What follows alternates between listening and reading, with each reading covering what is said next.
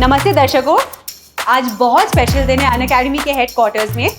हमारे साथ जुड़ने वाले एक बहुत ही खास गेस्ट यूपीएससी के लिए हमारे साथ है यूपीएससी के सबसे टॉप एजुकेटर। वेलकम, आप भी देख लीजिए। सुनील सिंह सर, नमस्ते, वेलकम टू अनअकैडमी सर।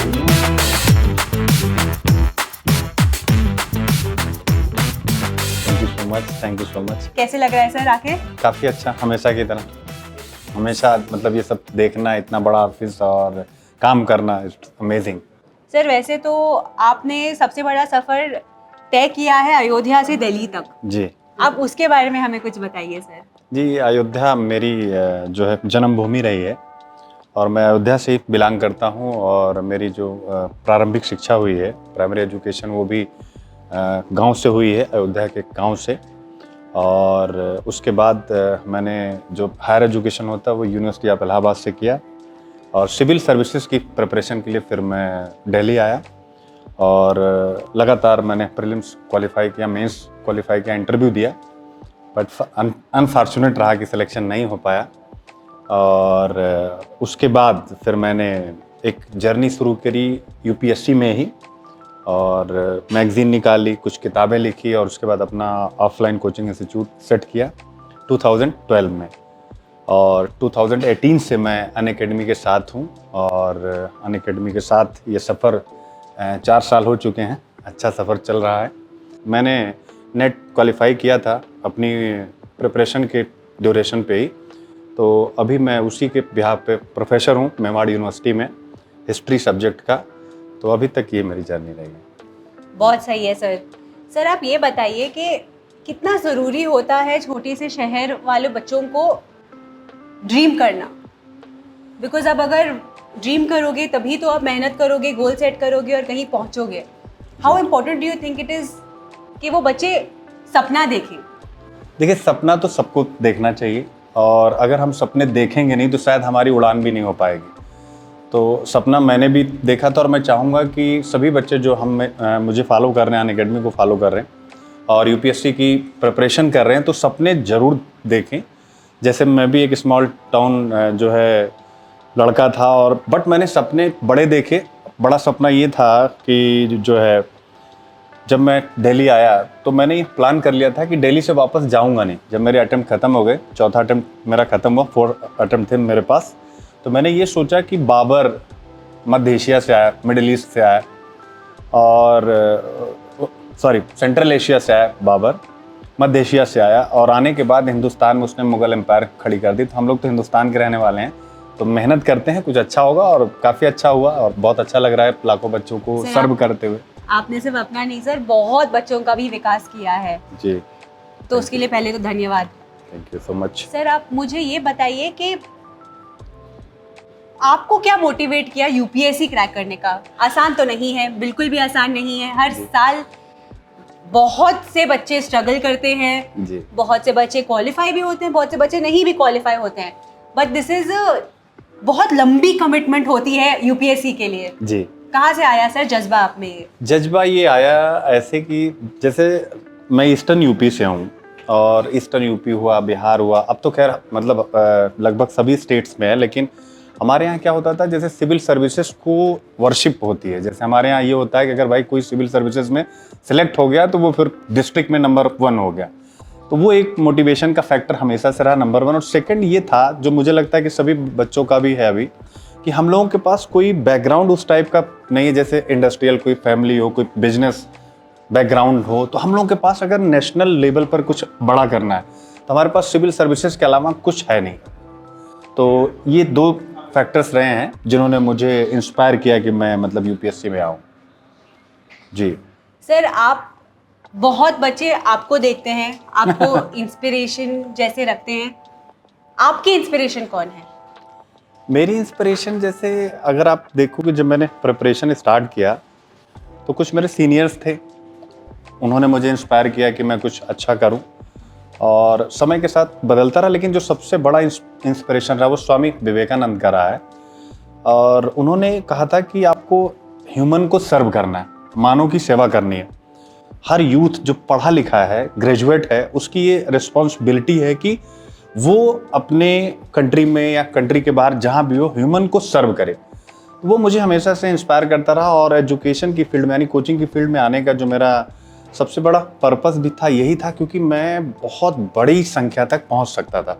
और थैंक्स टू अनअकैडमी कि अनअकैडमी ने स्टूडियोज़ का प्रोग्राम लॉन्च किया, और उसके द्वारा हम लोग मतलब रूरल एरिया के उन सेक्टर्स तक पहुंचे जहां तक शायद बच्चे कभी सोच भी नहीं सकते थे कि वो यूपीएससी के बारे में कुछ सोच भी पाएंगे। तो आज दावे होते हैं कि हम फ्री में पढ़ाते हैं या कम पैसा लेते हैं, बट अनअकैडमी ने जो चीज़ इस मतलब इंडिया को दिया है वो यही दिया है कि अच्छे एजुकेटर्स दिए, और हमने मिल करके जो है गांव-गांव तक ये जो एजुकेशन है, खासकर सिविल सर्विसेज का, क्योंकि मैं उसी बैकग्राउंड से हूँ, तो हम लोग वहाँ तक ले करके गए हैं। तो ये स्वामी विवेकानंद जी का जो आदर्श था कि ह्यूमन को सर्व करना है, तो एजुकेशन के माध्यम से मैं सर्व कर पा रहा हूँ, इसी ने मुझे सबसे ज़्यादा मोटिवेट किया। चलिए सर 2 मिनट बैठ के गुफ्तगू कर जी लेते जी हैं। जी बिल्कुल बिल्कुल। सर इस जर्नी में व्यक्तित्व का क्या महत्व है? देखिए, व्यक्तित्व यानी पर्सनालिटी, जो एक इंसान की आइडेंटिटी होती है, पहचान होती है। तो सिविल सर्विसेज की जो जर्नी है उसमें एक पर्सनालिटी का होना बहुत महत्वपूर्ण है, और पर्सनालिटी के कुछ बेसिक फीचर्स होते हैं, वो होना, या हम कह सकते हैं बेसिक क्वालिटीज़ होती है, वो होना बहुत ज़रूरी है। जैसे अगर आप सिविल सर्विसेज की तैयारी कर रहे हैं और आपकी पर्सनालिटी में डिसिप्लिन है, डिटर्मिनेशन है, डेडिकेशन है, इनोवेशन है, ये कुछ ऐसे बेसिक एलिमेंट्स होते हैं, अगर ये आपके पास हैं तो दूसरों से इस कंपटीशन में आप थोड़ा सा आगे चले जाएंगे। तो ये मुझे लगता है कि सबसे अच्छी चीज़ है व्यक्तित्व की। सर आप जानते हैं कि आपके दर्शक कौन हैं? वो बैठे हैं एक छोटे से कमरे में, गांव में, आपकी बातें सुन रहे हैं। आप उनको क्या बोलना चाहेंगे कि वो बस आपको देखें ना, कुछ करें जी, और वो मोटिवेटेड रहें? जी, शुरू करना एक चीज होती है, बट कंटिन्यू करना ये जर्नी में सबसे ज्यादा इम्पोर्टेंट है। बिल्कुल। आप उनके लिए क्या कहना चाहेंगे? देखिए, अभी मैं आपसे जब बातचीत करता हुआ आ रहा था लॉबी से, तो एक बात मैंने बोली थी कि मैं एक स्मॉल टाउन लड़का, जी और वो भी गांव से, और उसके बाद मैंने सिविल सर्विसेज की प्रिपरेशन की, और इंटरव्यू तक पहुंचने के बाद मैं फेल हो गया। और बैकग्राउंड में क्या था कि कुछ भी बिजनेस फैमिली नहीं है, इकोनॉमिकली साउंड हम लोग नहीं थे। लेकिन अगर आपने अच्छी एजुकेशन ली है, जैसा मैंने अभी आपको बताया, और अगर आपके अंदर डिसिप्लिन है, इनोवेशन है, डेडिकेशन है, पैशन है, तो स्वाभाविक आप बड़ा करेंगे। और यही जो वैल्यूज़ थे वो मेरे पास थे, और मैंने क्या किया, यूपीएससी में जो मैं फेल रहा, लेकिन मैंने सीखा बहुत ज़्यादा, और सीखने के बाद आज इस स्थिति में हूँ कि लाखों बच्चों को सिखा रहा हूँ, लाखों की संख्या में है। तो मैं यही कहना चाहूँगा कि वो बच्चे भी इसी प्रक्रिया से, यानी जो छोटे से गांव में हैं, स्मॉल टाउन बच्चे हैं, उनको भी अपने ड्रीम बड़े रखने, यानी कि उनको ये सोचना है कि यूपीएससी में पहली रैंक उनकी है। अगर बाई चांस नहीं लग पाई तो भी यूपीएससी की जर्नी इतना सिखाती है, इतना नॉलेज, इतना पैशन, इतना आपके अंदर डिसिप्लिन, कि आप अपने फ्यूचर में कुछ भी करेंगे। इनफैक्ट अगर आप कुल्फ़ी बेचने वाला बनेंगे ना, तो आसपास के जितने भी स्टॉल वाले हैं, सबसे ज़्यादा कुल्फ़ियाँ आपकी बिकेंगी। अब बाकी ये तो मैंने मतलब जनरल बात बोली कि कुल्फ़ी वाली बात, बाकी आप भी जैसे आज हम लोग लाइफ में बड़ा कर पाए, आज आप लोग हमें फॉलो करते हो, सभी बच्चे फॉलो करते हैं और कहते हैं कि सर आप ऐसे हैं, वैसे हैं, आपसे अच्छा कोई नहीं। तो आप भी यानी आने वाली जनरेशन के लिए ऐसा ही बन सकते हैं कि मतलब जो नेक्स्ट जनरेशन है वो आकर के आपसे कहे कि आपसे अच्छा कोई नहीं। तो बहुत कुछ कर सकते हैं, इसलिए ड्रीम करो और उसको अचीव करने के लिए लग जाओ। अगर असफल हो तो डरना नहीं है, उसके पीछे रीज़न है। जब भी हम लाइफ में आगे बढ़ते हैं, इतना हमें लर्निंग्स मिलती है, उस लर्निंग को अगर हम पॉजिटिवली यूज़ करते हैं तो हम मैक्सिमम अपने लिए आउटकम ले पाएंगे। जी, बहुत सही बात कही सर आपने। आपसे अच्छा कोई नहीं है, वो हमें खुद को बिलीव करना है तो हम वो क्रैक कर पाएंगे। जी बिल्कुल बिल्कुल बिल्कुल। सर एक हल्का सा सवाल पूछती हूँ। आपने बोला इकोनॉमिक स्टेबिलिटी, वो जब मिल गई आपको जिंदगी में, उसके सबसे ज्यादा खुशी कहाँ से मिलती है? Like what gives you most Joy? देखिए, मैं एक्चुअली जब मेरे अटेम्प्ट खत्म हुए, आपका बड़ा अच्छा क्वेश्चन है और ये शायद आप लोगों को और मोटिवेट करेगा। तो मतलब जब मेरी शादी हुई तो वो भी मेरी पत्नी भी बहुत सिंपल बैकग्राउंड से, मैं भी सिंपल बैकग्राउंड से। तो हम लोग कभी भी जैसे जब जाते थे तो एक कॉलोनी थी हमारे यहाँ, बड़ी खूबसूरत कॉलोनी है जिसको DDSFS फ्लैट कहते हैं। मुखर्जी नगर के अंदर एक छोटा सा शहर है वो, मुखर्जी नगर के अंदर एक छोटा सा अलग सा बसा हुआ शहर है वो। तो वो जब भी हम लोग अंदर जाते थे तो वो किसी का घर देखती थी तो हमेशा कहती थी यार कितना अच्छा है। तो वो मेरे अंदर था कि इस लड़की को ये चीज़ पसंद है और मैंने करना है। और जब मेरे अंदर मतलब जब मैंने पैसे कमाए, ऑब्वियस अच्छे खासे कमाए, तो मैंने पहला काम यही किया, सारे पैसे मैंने बचाए और मैंने उनको उसी कॉलोनी में जो सबसे बेस्ट घर हो सकता है वो मैंने खरीदा। और जितने का खरीदा उतने में ही, यानी करोड़ों में खरीदा और करोड़ों ही मैंने उनके अकॉर्डिंग इंटीरियर पर भी लगा दिया। तो ये मैंने उनको एक गिफ्ट किया था। तो बस ये था मेरा एक सबसे अच्छा। और इसके बाद जो दूसरा सबसे अच्छी चीज़ मेरे सामने आई, मेरे फादर कहते थे, जब मैं अनसक्सेसफुल रह गया तो फादर मेरे बड़े दुखी रहते थे। वो कहते थे कि रात में मुझे नींद नहीं आती कि सुनील करेगा क्या, क्योंकि भाई ऑब्वियसली वो रिटायर हो चुके थे, रिटायर्ड प्रिंसिपल वो थे। तो उनको लगता था कि करेगा क्या। लेकिन जब मैं ऑब्वियस स्टेबल हुआ, आर्थिक रूप से मजबूत हुआ, फिर वो कहते हैं कि मुझे अच्छी नींद आती है। तो वो एक बेटे के लिए बहुत सुकून की बात थी कि पिता को अच्छी नींद आने लग जाए। तो मुझसे तो कुछ भी नहीं कहते, मेरी बहनों से कहते हैं कि मुझे अच्छी नींद आती है। तो ये भी एक बहुत बड़ा उसका पॉजिटिव साइन रहा। जी सर, आप बहुत महान इंसान हो। आपने जो भी कहा, दूसरों के लिए कहा, बीवी के लिए कहा, पिता के लिए, क्या अपने लिए क्या अच्छा लगता है? एक्चुअली अपने लिए मुझे ना, मतलब कैसे बोलूँ मैं तो सुबह से शाम पढ़ाते ही रहता हूँ। मतलब शायद मेरे पास बच्चों को भी पता है और मतलब अनअकैडमी को भी पता है कि जितने मेरे डेडिकेटेड आवर्स होते हैं उससे मैं ज़्यादा पढ़ाता हूँ।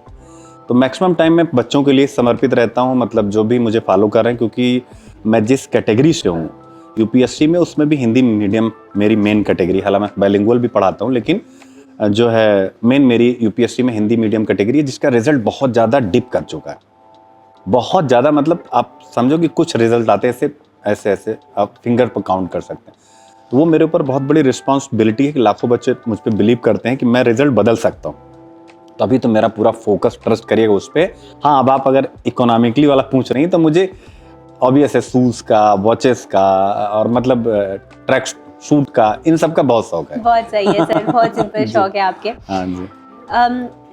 सर, मेरा आपसे अगला सवाल ये है दैट मेहनत तो लगती ही है सर जी। एक चीज होती है that there is hard work और फिर देयर इज स्मार्ट वर्क। आप बोलोगे किस पे ज्यादा महत्व देना चाहिए? स्मार्ट वर्क पे। जैसे कहानी है कि जैसे 2 रिक्शा वाले भाई थे। मैं अक्सर ये कहानी बच्चों को सुनाया करता हूँ।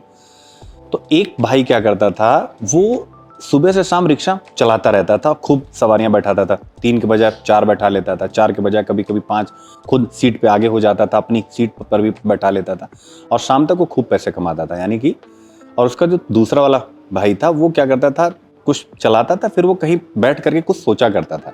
बड़ा वाला जो भाई था, जो खूब पैसे कमा रहा था रिक्शा चला करके, वो खूब खफा होता था, यार ये क्या करता है, बेकार है। लेकिन उसने क्या किया, वो उतना ही चलाता था जितने में उसका लाइवलीहुड अच्छे से निकल जाए। बाकी वो जो उसकी पैसेंजर होती थी उनसे वो बातें करता था। और उन्हीं पैसेंजर्स में से किसी एक ने उसको लोन वगैरह के बारे में बताया कि अगर तुम रिक्शा खरीदना चाहते हो, दोनों भाई रेंट का रिक्शा चलाते थे, तो तुम रिक्शे के लिए बैंक से लोन ले सकते हो। और धीरे धीरे जो पैसेंजर थे उससे उसकी घनिष्ठता थोड़ी सी बढ़ी।